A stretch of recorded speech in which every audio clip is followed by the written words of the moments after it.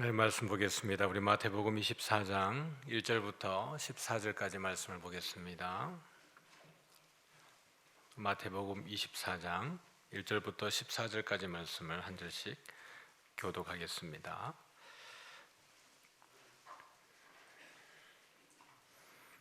제가 1절 읽겠습니다. 예수께서 성전에서 나와서 가실 때에 제자들이 성전 건물들을 가리켜 보이려고 나오니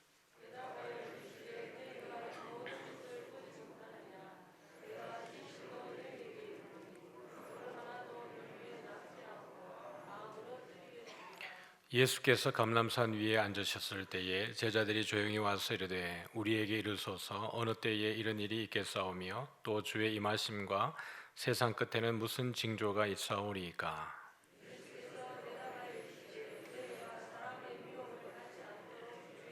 많은 사람이 내 이름으로 와서 이르되 나는 그리스도라 하여 많은 사람을 미혹하리라.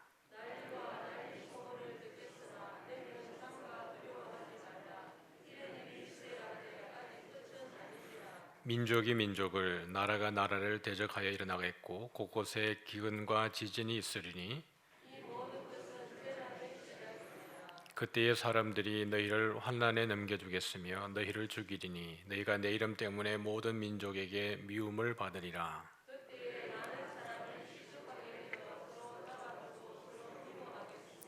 거짓 선지자가 많이 일어나 많은 사람을 미혹하겠으며 그러나 끝까지 견디는 자는 구원을 얻으리라. 이 천국 복음이 모든 민족에게 증언되기 위하여 온 세상에 전파되리니 그제야 끝이 오리라. 아멘. 할렐루야.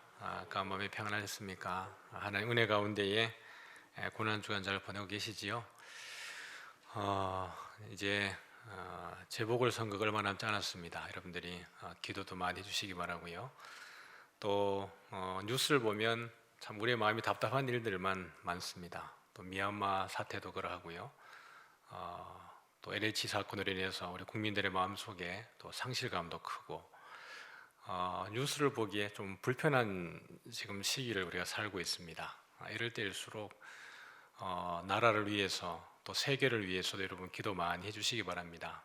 이런 일들을 통해서 하나님의 뜻이 무엇일까 우리는 잘 모르지만 그럼에도 불구하고 모든 세상의 경영이 하나님의 손에 있는 줄 믿습니다. 우리가 주 안에 있다는 것이 얼마나 감사한지 모르겠습니다. 기도하는 가운데에 우리 안에 하나님의 나라가 더 권고하게 세워지기를 바라고 이 땅에 소망이 없음을 더욱더 느끼게 되어집니다.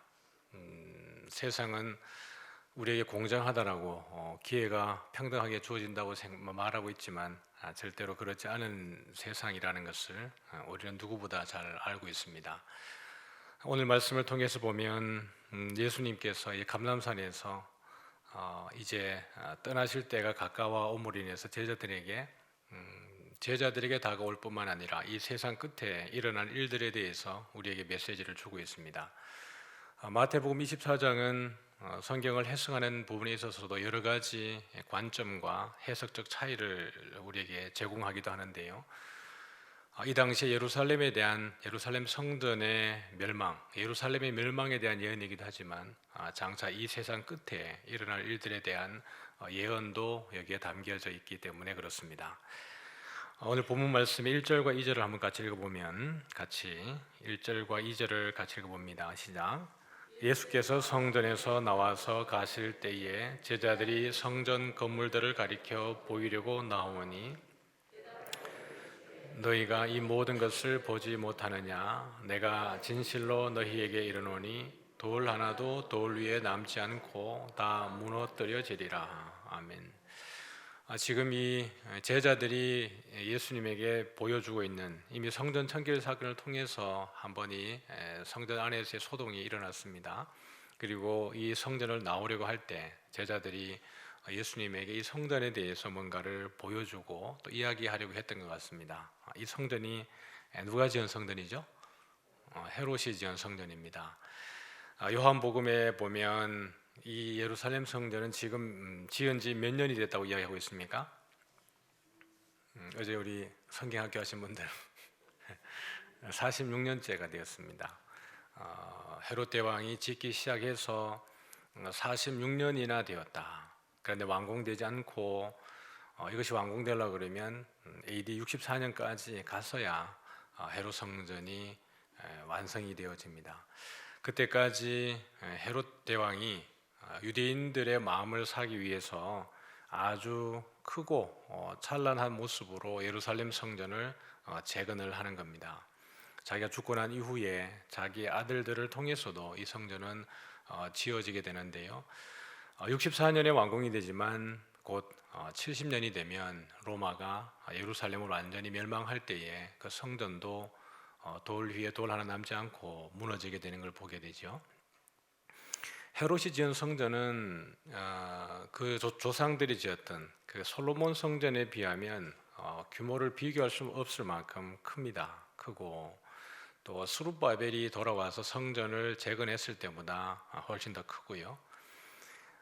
그 지었던 그 횟수를 봐도 연도를 봐도 솔로몬 성전은 몇 년 동안에 지었다고 여러분 기억하십니까? 7년 동안 지었다고. 자기의 성전은 13년 동안 자기 거하는 집은 왕궁은 13년 동안 지었는데 성전은 7년 동안 지었다 이렇게 얘기합니다. 바벨론으로 돌아와서 스룹바벨이 성전을 재건할 때에 스룹바벨 성전은 몇 년 만에 재건이 되냐 그러면 536년에 BC 536년에 재건을 시작을 해서요. BC 520년까지 그 방해가 일어납니다. 한 16년 동안의 성전 재건의 방해 때문에 성전이 건축되지 않고 이렇게 오랫동안 머물러 있는 거예요. 그래서 하나님이 학개와 스가랴 선지자를 통해서 왜 너희들이 하나님의 성전 짓기를 머뭇거리고 있느냐, 왜 성전을 재건하지 않느냐라고 학개와 스가랴를 통해서 책망하실 때에 그때에 다시 성전 재건이 시작되어서 완공되어지는 것이 516년입니다. 520년에 시작을 해서 516년에 완성이 되어지는데 5년 6년간의 그 4, 5년간에 지어지지만 전체적인 기간으로 보면 20년이라는 긴 시간 동안에 스룹바벨 성전이 완공이 되어지는 거죠. 그런데 예수님께서 이 생을 마감하실 즈음에 되었을 때 헤롯 성전은 지은 지가 몇 년입니까? 46년입니다. 그 규모도 어마어마한 거예요. 그러면 헤롯이 목적했던 바는 무엇이었을까요? 왜 그렇게 오랜 시간 동안 크게 짓고 싶었을까요? 모르겠죠. 생각을 해보면 모세가 지었던 성막 아주 작고 초라하고 이동식 텐트였습니다. 솔로몬이 지었던 성전 그것은 7년 안에 지었던 아주 작고 그것도 헤롯이 볼 때는 작은 것이었습니다. 스룹바벨 성전이 지은 것도 자기가 지은 것에 비하면 아무것도 아니고 횟수를 봐도 짧은 거예요. 그런데 본인이 지었던 것은 그보다 훨씬 크고 오랜 시간 동안 더 찬란하게 영광스럽게 지은 것입니다. 자기가 누구보다 낫다는 거예요. 모세보다 낫고 다윗과 솔로몬보다 낫고 스룹바벨보다 훨씬 더 낫다는 거예요. 헤롯은 혈통이 어느 혈통이냐 그러면 에돔의 혈통입니다. 유대인의 혈통이 아니고 에돔의 혈통이기 때문에 유대인들의 마음을 사야 했고 그러다 보니까 더 크게 내가 그들보다 더 메시아적인 존재라고 부각하고 싶었을지 모릅니다. 그래서 더 성전을 크게 짓고 그것으로 인해서 유대인의 마음을 사려고 했던 것이죠. 그러다 보니까 그 모습은 아주 현란하지만 내부에는 크게 관심을 가질 수 없었던 그것이 헤롯 성전이 가지고 있었던 한계였습니다. 누가복음 21장에 보면 5절과 6절에 이렇게 이야기합니다. 어떤 사람들이 성전을 가리켜 그 아름다운 돌과 헌물로 꾸민 것을 말하며, 지금 이 병행 구절입니다. 마태복음 24장에서 말하는 이 구절과 누가복음 24장에 있는 내용이 병행 구절인데요. 어떤 사람들이 성전을 가리켜서 그 아름다운 돌과 헌물로 꾸민 것을 말하며 이렇게 얘기를 하는 거예요. 근데 요 이야기 하기 전에 누가복음 21장 2절에 보면 이렇게 얘기합니다. 또 어떤 가난한 과부가 2렙돈 넣는 것을 보고 이렇게 합니다. 그러니까 2렙돈 넣는 이 과부는 예수님 말씀하시기를 다른 사람들보다 훨씬 많이 넣었다. 왜냐하면 이 과부는 가난한 것 가운데에서 자기의 생활비 전부를 넣었기 때문이라고 이야기합니다. 이 과부는 하나님 앞에 자기의 예물을 드렸지만 대제사장과 종교 지도자들과 헤롯은 이 헌금을 통해서 어디에 쓰고 있는 겁니까? 헤롯의 어떻게 보면 유대인들의 환심을 사기 위해서 준비한 겉모습만 번지르르 한 헤롯 성전을 짓는데 이 가난한 과부의 헌금이 쓰여지고 있다는 거 얘기를 하는 겁니다. 그러니 예수께서 성전에서 나올 때 제자들이 이 성전의 아름다움을 말하려고 했을 때에 예수님 뭘 보고 있었겠습니까? 그 유대인들이, 바리새인들이, 마태복음 23장에 보면 예수님이 누구에 대한 책망을 이야기하고 있죠? 바리새인들의 외식에 대해서 이야기하고 있습니다.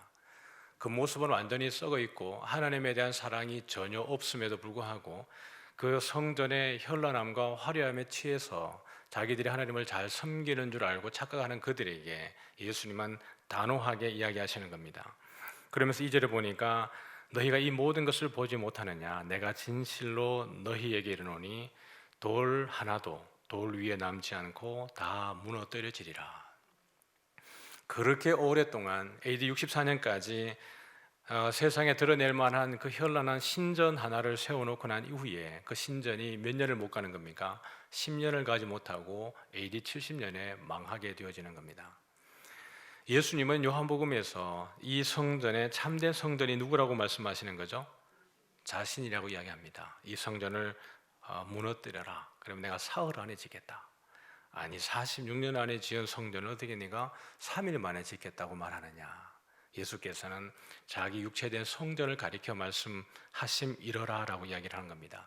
제자들이 이때는 깨닫지 못하다가 예수께서 죽으시고 부활하시고 난 이후에 성령께서 오시고 난 이후에 그때에서야 예수께서 하신 말씀을 깨달았다라고 이야기합니다.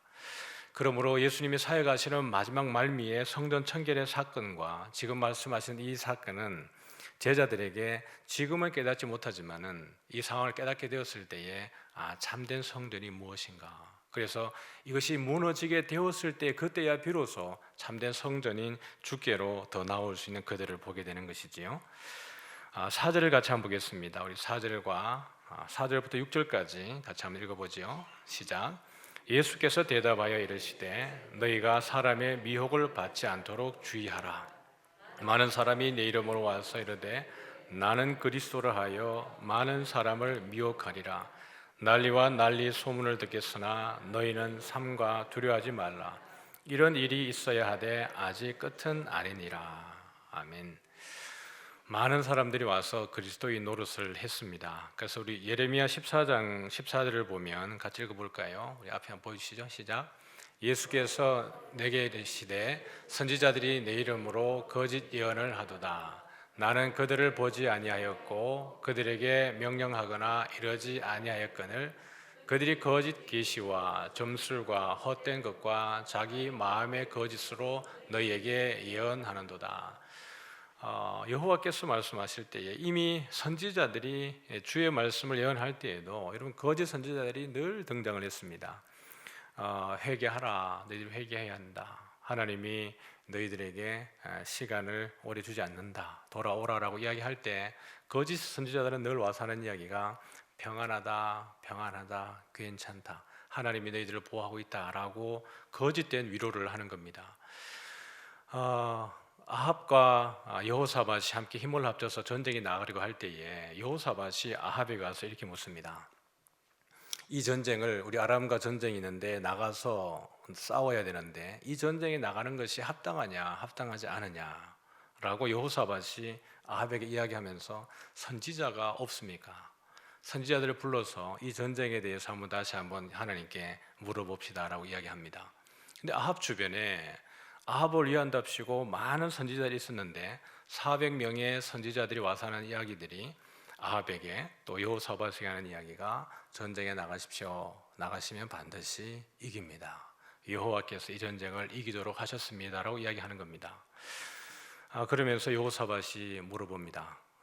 전쟁에 나가서 싸울 때에 물어볼 만한 선지자가 이제 더 없습니까? 라고 말합니다. 아합이 생각할 때 한 명이 딱 떠올랐어요. 누가 떠올랐냐 그러면 미가야 선지자가 떠올랐습니다. 근데 아합이 생각할 때 이 사람은 분명히 불편한 이야기 할 게 뻔하니까 부르지 않은 거예요. 여호사밧이 자꾸 이야기하니까 이 사람 있는데 이 사람은 자꾸 흉한 것만 예언하니까 이 불러봐도 별 소용이 없을 텐데요라고 그런 마음이 있었던 거죠. 그래서 여호사밧의 강청에 못 이겨서 아합이 미가야를 부릅니다. 미가야를 불러서 이 전쟁에 나갈까 말까라고 물어보니까 미가야가 뭐라 그래요? 나가십시오. 나가시면 이깁니다. 이렇게 얘기를 해요. 근데 아합이 딱 들어보니까 미가야가 마음을 담아서 이야기하는 게 아닌 겁니다. 그래서 미가야에게 다시 묻습니다. 나갈까 말까 그랬더니 나가라니까요. 나가면 이깁니다. 라고 미가야가 얘기를 합니다. 미가야는 지금 무슨 이야기를 하는 거냐 그러면 당신은 나가고 싶은 게 아니냐. 이미 400명의 선지자를 통해서 나가도 된다는 이야기를 듣지 않았느냐. 그냥 나가시라고. 미가야는 400명의 선지자들의 말을 그냥 다시 아합의 입에 귀에 넣어줍니다. 아합이 마음이 불편한 거예요. 너의 진심을 이야기하라 이렇게 합니다. 그랬더니 미가야가 입을 열어서 하는 얘기가 그러면 내가 입을 열어서 주께서 나에게 보여주신 것을 말하겠습니다 라고 이야기를 합니다. 그러면서 하나님의 천상의 회의를 목격한 것을 아합에게 이야기를 합니다. 내가 하나님의 천상의 회의를 보니 그 가운데에 많은 천사들이 와서 사자들이 와서 하나님이 하시는 말씀을 듣고 어떻게 할까를 고민하고 있더라. 주께서 어떻게 아합을 죽일 거라고 말을 하니까 그 가운데 한 사자가 와서 내가 선지자들 입에 거짓말하는 영을 보내어서 그들로 거짓말하게 해서 아합을 꿰어서 죽이겠습니다 라고 하는 것을 미가야가 본 거예요. 이것을 나중에 미가야가 아합에게 이야기를 합니다. 그랬을 때에 아합이 나중에 이 미가야의 말을 듣습니까? 듣지 않습니까? 듣지 않습니다. 결국에는 전쟁에 나가게 되고 이 전쟁에서 아합은 그 적군이 쏜 화살에 우연히 쏜 화살에 맞아서 죽게 되어집니다. 세상에 있는 선지자들도 와서 왕에게 잘 보기 위해서 거짓 예언하라고 점괘를 통하여서 진실을 알리지 않던 선지자들이 많이 일어나셨습니다. 주께서 오셔서 참된 메시아로서 그들을 구원하기 위해서 하나님의 나라의 일들을 선포함에도 불구하고 이 이야기들을 듣지 않습니다. 많은 이들이 와서 거짓 선지자 노릇하고 그렇지 않다, 내가 참된 메시아다라고 이야기를 하는 거예요. 유대인들이 무엇을 원하는지를 잘 알았기 때문에 지금 예수께서 오셔서 하는 그런 나약하고 허약에 빠진 이야기들이 그들에게 필요 없고 정말 이 로마로부터 구원해 줄 사람, 능력을 가진 사람이 필요하다는 메시지를 그들이 알았기 때문에 거짓 선지자들이 일어나서 많은 사람들을 미혹하게 되어지고 거기에 넘어가는 겁니다. 근데 예수님께서는 오셔서 그런 것들에 대해서 너희들이 미혹받지 말고 많은 환난과 난리가 일어나겠지만 너희들이 그 가운데에 뭐 하라는 거예요? 두려워하지 말라는 겁니다. 예수께서 떠나시면서 여러 가지 고난에 대해서 환난에 대해서 7절에도 보면 민족이 민족을 치고 나라가 나라를 대적하여 일어나겠고 곳곳에 기근과 지진이 있으리라. 이 모든 것은 재난의 시작이라고 말씀을 했는데요. 예수님이 이 말씀을 하시는 초점은 무엇이냐 그러면 5절 하반절과 6절 하반절에 있습니다. 뭐냐 그러면 많은 사람이 내 이름으로 와서 나는 그리스도라 하여도 뭘 받지 말라는 거예요?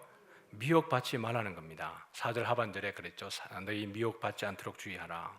6절에 보면 그런 난리의 소문을 듣고 여러 가지 기근과 지진이 날지라도 너희들은 뭐 하지 말라는 거예요? 두려워하지 말라는 겁니다. 이런 일들이 반드시 일어나게 될 텐데 그럴 때 너희들은 미혹받지 않고 두려워하지 말라는 거예요. 우리의 초점은 뭐냐 그러면 예수께서 끝까지 제자들을 이기게 하고 견디게 하고 믿음 가운데 머물러 있게 하기 위해서 이 얘기를 하는 겁니다. 예를 들면 반드시 이 일이 일어나야 돼. 반드시 일어났습니다. 그러나 일어나는 현상을 말하고 싶은 게 아니라 이런 현상이 일어났을 때 뭘 하라는 거예요? 미혹되지 말고 견디고 이기고 두려워하지 말라는 이야기가 초점입니다. 이 본문을 해석할 때 사람들은 자꾸 현상에다가 이것을 해석하려고 합니다. 현상은 여러분 너무 다양하게 일어나고 있고 지금 말씀하는 이 내용들이 모든 시대를 통틀어서 일어나지 않았던 적이 있습니까? 여러분 지금 마지막 때에 지금에 일어나는 일들이 이 지금 말씀하시는 그 전부입니까? 아닙니다. 지금 여기에서 말씀하시는 것은 어느 시대를 막론하고 계속해서 일어났던 일입니다. 미얀마 사태가 지금 일어나는 말세 미얀마에서만 일어나는 일입니까? 아닙니다. 우리나라에서도 그런 일들이 일어났고 다른 나라에서 또 일어날 수도 있습니다. 살기 좋은, 어떻게 보면 지금 이 시대는 세계가 평화롭게 사는 것 같지만 속속들이 들여다보면 절대로 평화롭지 않은 시대가 이 세대고 어느 세대도 그러했습니다. 예수께서 말씀하시는 것은 미혹되지 말고 두려워하지 말고 그런 상황들이 났을 때에 끝까지 너희들이 믿음 안에 서서 견디고 있어라. 그러면 마지막에는 뭘 받게 하겠다는 거예요? 구원을 받게 하겠다라는 이야기입니다. 예고하셨기 때문에 그런 일들이 일어나고 나면 주님이 말씀하신 일들이 이것이구나. 그렇게 하면 이길 힘이 있는 거예요. 훈련 받을 때에 우리 남자분들 다 군대 갔다 오셨을 텐데요. 갔다 오지 않은 분도 계시지만 훈련 받을 때 제일 싫은 훈련이 뭐였습니까? 제일 싫은 훈련. 저는 화생방이었습니다. 화생방인데 다시 들어가라 그러면 또 들어가기 싫을 것 같아요. 분명히 들어가기 전에 뭐라고 그러냐면 5분 지나지 않아서 너희 나온다 이렇게 얘기합니다. 딱 들어가면 5분 정도 지나면 너희들 나와 있을 거야 라고 이야기합니다. 들어가서 절대로 너희들이 꾀부리지 마라 이렇게 하면서 이야기하는데요. 들어가기 전에 뭐 여러 가지 훈련을 시킵니다. 그러면 들어가서 군가를 딱 시키면서 어떻게 합니까? 처음에는 방독면을 쓰고 들어가죠. 군가를 방독면 쓰고 하나 부르고 있다가 나중에 들어가서 뭘 합니까? 방독면 벗어 이렇게 하는 거예요. 군가를 왜 방독면 쓰고 부르게 했겠어요? 호흡이 가빠질 거 아니에요. 방독면 쓰고 군가를 부르면 그러고 나서 이 방독면을 딱 벗으면 어떻게 됩니까? 그 가쁜 호흡 가운데에 이제 숨을 들이마셔야 되는 겁니다. 근데 꼭 이제 방독면 쓰고 노래 안 부르는 사람 있죠. 깨부리느라고 나는 호흡을 조절해서 버텨보겠다고. 근데 뭐 그 조교들이 바보들입니까? 방독면 벗고 군가 또 부르지 않습니까? 그때는 피할 수 없는 거죠. 이 가스를 맞아 들이다 보면 호흡이 가빠지고 숨을 쉴 수 있습니까? 없습니까? 숨이 안 쉬어지는 거예요. 죽는구나. 죽음의 상황을 거기서 처음 경험하는 겁니다. 이렇게 죽을 수 있겠구나. 그래서 훈련받던 훈련생 중에 한 명이 그 창을 뚫고 보통 평상시의 능력으로는 점프해서 그 창을 뚫을 수 없는 높이의 창이 있음에도 불구하고 그 창을까지 점프를 해서 창을 뚫고 뛰어나와가지고 문을 깨버린 훈련병이 하나 있었습니다. 그 덕분에 그 뒤에 들어가는 훈련병들은 아주 편했습니다. 왜냐하면 가스가 그러다 빠져나갔으니까요. 근데 죽을 즈음 되면 조교들이 어떻게 합니까? 기가 막히게 죽을 즈음 되면 문을 열고 나가라는 거예요. 딱 나가서 밖에 맑은 공기를 쐬는 순간 어떻게 되는 거죠? 안에까지 차있던 이 가스가 빠져나오면서 눈물, 콧물, 침까지 다 흘러내리는 겁니다. 그렇게 추잡할 수가 없어요.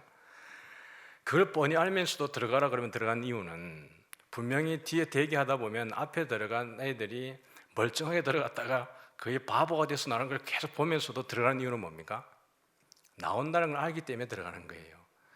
이게 전쟁 상황 속에서 전시 가운데서 일어나게 되면 죽을 수 있겠구나라는 걸 알기 때문에 이런 훈련을 받고 이 훈련을 통해서 어떻게 해야 생존하는지를 훈련받기 위해서 뻔히 들어가면 힘들고 애쓰고 나오는 사람들의 모습이 정말 추잡하고 볼품없지만 그럼에도 불구하고 들어가는 이유는 들어가면 나올 걸 알기 때문에 그렇습니다.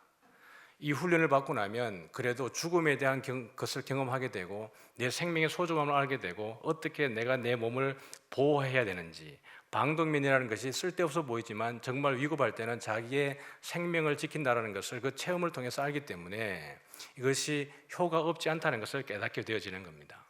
주께서 우리에게 이 환난을 미리 예고하시는 이유는, 그리고 환난을 예고하시면서 너희들이 미혹되지 말고 두려워하지 말라고 하는 이유는 이것을 견디는 자들에게 무엇이 있다고 말씀하시는 거예요? 구원이 있다라고 말씀을 하시기 때문에 그렇습니다. 마태복음에 보면 의를 위하여 박해를 받은 자는 복이 있나니 천국이 그들의 것임이라.